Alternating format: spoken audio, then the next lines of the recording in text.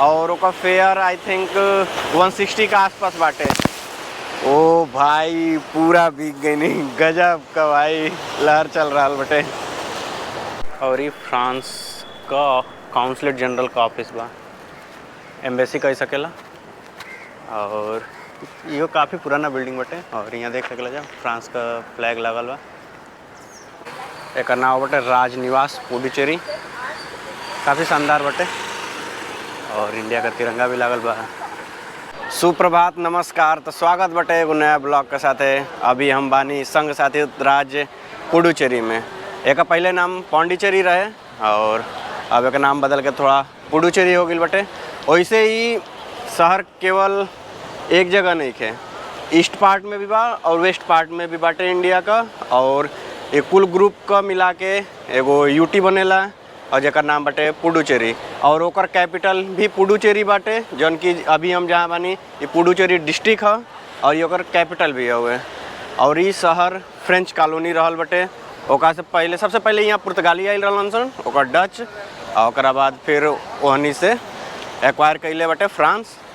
और ऐसे ये फ्रेंच कॉलोनी रहल बटे और आगे चल के बहमनी सुल्तान वगैरह भी है के कैप्चर कैले बन सन। तो पर बहुत सारा लोग पर राज कर चुकल बटे, लेकिन भाई हर एक सभ्यता का छाप एकरा पर दिख सकेला। और अभी हम बानी पौंडीचेरी का बीच के किनारे और सनराइज का टाइमिंग हो रहल बा, बट थोड़ा बादल लागल बटे, ए वजह से क्लियर तो अभी ना दिख सकेला। लेकिन हाँ, जैसे ही सनराइज होई वो नज़ारा जरूर देखे के। समुद्र के किनारे किनारे कॉलोनी बटे और ठीक है कर सामने समुद्र का नज़ारा बटे। का गजब का लहर बटे, बहुत ही शानदार। ओहो वाह, बहुत ही शानदार नज़ारा, मज़ा आ गई। सुबह सुबह थोड़ा परिश्रम तो कैले बानी जागे खातिर, लेकिन हाँ अगर थोड़ा सनराइज साफ़ सुथरा बादल रही तो देखे के मिली थोड़ा और अच्छा लगी। लेकिन फिर भी आयल सुकुलान बटे, बहुत ही शानदार बटे, मज़ा आ गई। वैसे तो इस शहर आसपास के जितना भी बड़ा सिटीज बड़ी सन वहाँ से वेल कनेक्टेड बटे, तो आवे में कोनो दिक्कत नहीं है। रेलवे से अगर आवे के बटे तो सबसे बेस्ट बाटे विल्लुपुरम रेलवे स्टेशन उतरा, वहाँ से बस भी मिल जी और वहाँ से लोकल ट्रेन भी चले ले, जौन कि लगभग 40-45 मिनट में यहाँ पुडुचेरी छोड़ दे। और स्टेशन से बीच पर आवे खातिर मुश्किल से 500 से 700 मिनट वॉक करे के बाद ओकरा बाद बीच शुरू हो जाला। या फिर अगर चेन्नई से आवत हो तो सबसे बेस्ट ऑप्शन रही कि ट्रेन का जगह पर बस प्रीफर कर, कहाँ से कि डायरेक्ट पुडुचेरी खातिर बस वहाँ अवेलेबल भी है और ओका फेयर आई थिंक 160 का आसपास बाटे। ओ भाई पूरा बिक गई, नहीं गजब का भाई लहर चल रहा बटे।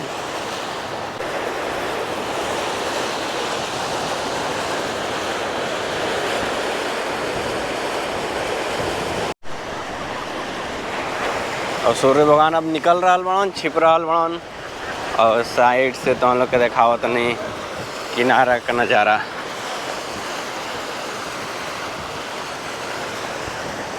आगे कुछ ज़्यादा ही भीड़ बा।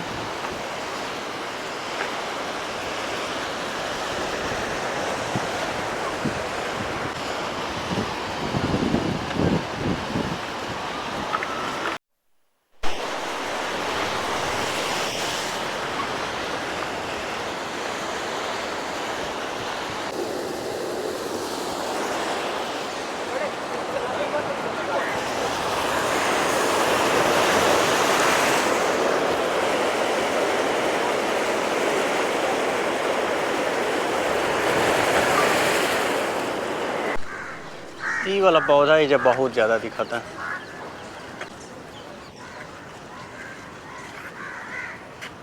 उन्नीस सौ 1918 के आसपास के कोनो मोनूमेंट बाटे। अब का बा कौना भाषा में लिखल बा, या तो फ्रेंच में लिखल बा या तो समझे नहीं क्या बात।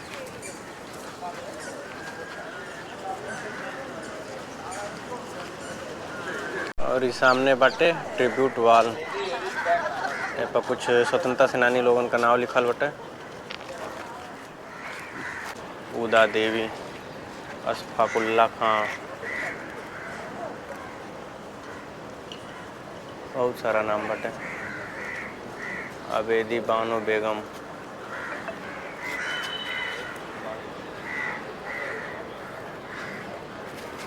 गुजरात, झारखंड, वेस्ट बंगाल, महाराष्ट्र, मध्य प्रदेश, गोवा, हरियाणा, कर्नाटका, हर जगह का नाम बा। और यहाँ भारत माता का फोटो भी बनल बटे, और एक साइड सुभाष चंद्र बोस और एक साइड महात्मा गांधी। और यहाँ झंडा लगावे खातिर ऑप्शन बा, लेकिन लगल नहीं है। और यहाँ देश का शेरन के कपड़ा पहना दिया गया बा।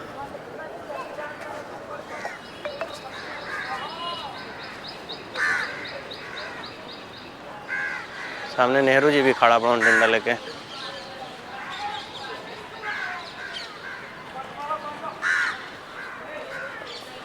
और यहाँ कुछ पिलर बाउंड से निकला, मतलब कि यहाँ पहले कुछ न कुछ कंस्ट्रक्शन रहा है।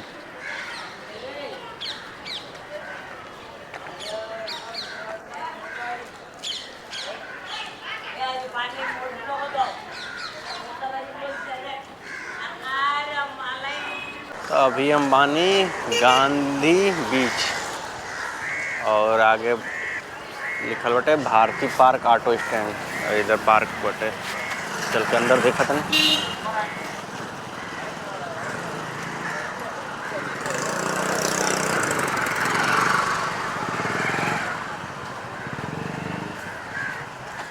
सिंपल सा पार्क बा।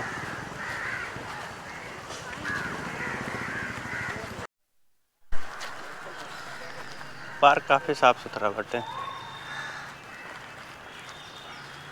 वैसे एक चीज़ यहाँ नहीं समझ में आवत कि जब यहाँ का ऑफिशियल लैंग्वेज तमिल और इंग्लिश दोनों बटे, तो फिर इंग्लिश के इतना यूज काहे कम बा।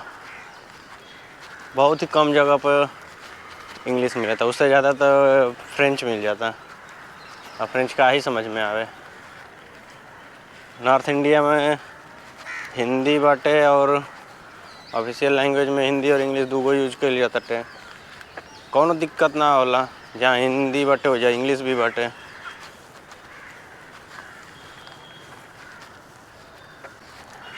यहाँ लिखल तो बा अंग्रेजी में।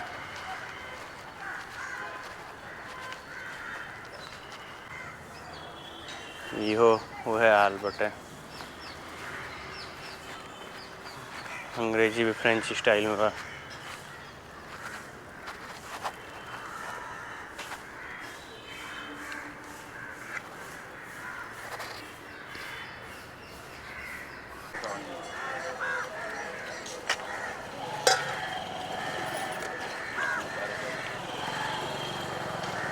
पांडिचेरी संघ शासित राज्य है। ऐसे एजा का प्रशासक लेफ्टिनेंट गवर्नर होला, और लेफ्टिनेंट गवर्नर का आवास भी बटे सामने। एक नाम बटे राजनिवास पुडुचेरी, काफ़ी शानदार बटे। और इंडिया का तिरंगा भी लागल बा, और अशोक स्तंभ भी।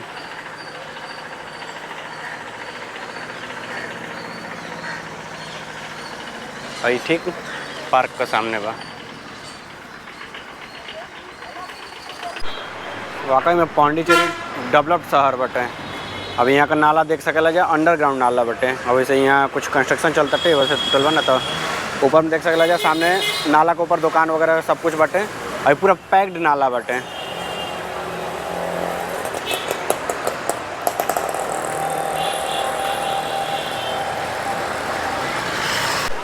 पुडुचेरी बीच से आगे अरविंदो आश्रम साइड गईला पर थोड़ा सा आश्रम से पहले एगो बड़ा सा मंदिर बाटे, और अंदर एक काफ़ी भव्य नज़ारा रहा।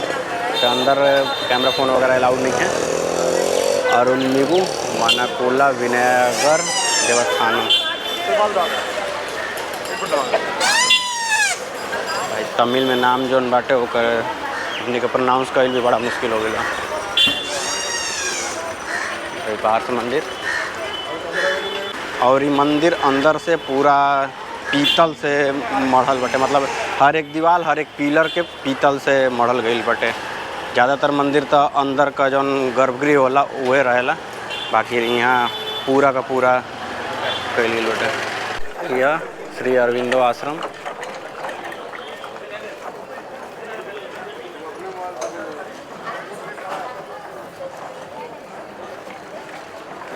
वैसे आश्रम का अंदर खाली ओपन जोन बाटे वो जनरल पब्लिक खातिर, खाली जोन समाधि बाटे श्री अरविंदो को वो बाटे, और एक छोटा सा लाइब्रेरी बनावल गए बाटे जहाँ से बुक परचेज कल जा सकेला श्री अरविंदो को लिखल, और उनकर सहकर्मी जे रहल उनके माँ के नाम से जाना जाला।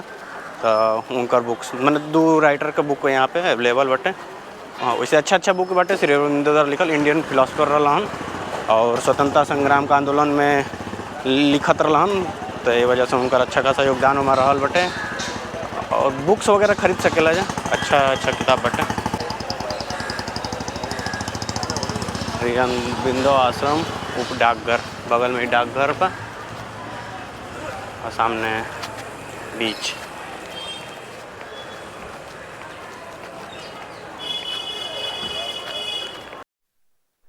और ये फ्रांस का काउंसलेट जनरल का ऑफिस बा, एम्बेसी कह सकेला। और ये काफ़ी पुराना बिल्डिंग बटे, और यहाँ देख सकेला जा फ्रांस का फ्लैग लगल बा।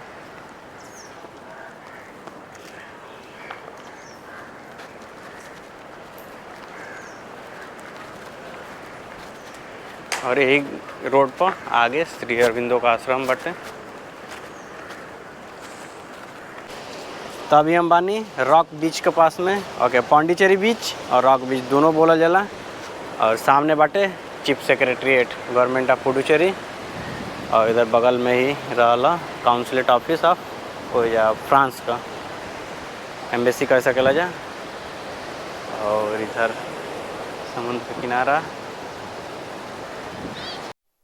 अब आइए रॉक बीच पर, बहुत ही मस्त नज़ारा बटे। यहाँ एकदम बीच में जाए खातिर बनावल गई बटे, किनारे किनारे बैठे के बटे व्यवस्था। तो एकदम कॉर्नर तक जाए जा सकेला समुद्र का। और सामने रॉक का कुछ बनावल बटे, शायद ओकरा शेष बचल बटे, पहले तो कुछ रहल।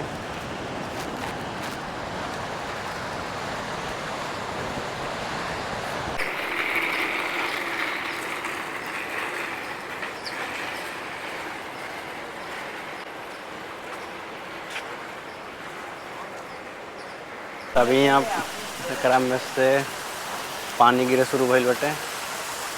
तो ये एगो फाउंटेन बनल बटे, आई थिंक अंदर से पाइप लगल हुई।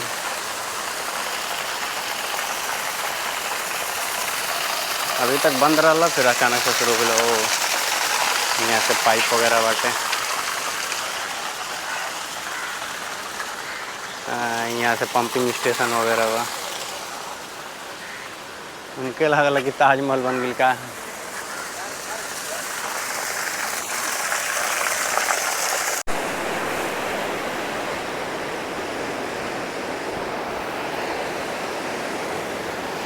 और इधर किनारे किनारे छोटा छोटा घर बनन सन, संभवतः यहाँ जौन मछली मारे वाला मछुआरा वही सन को।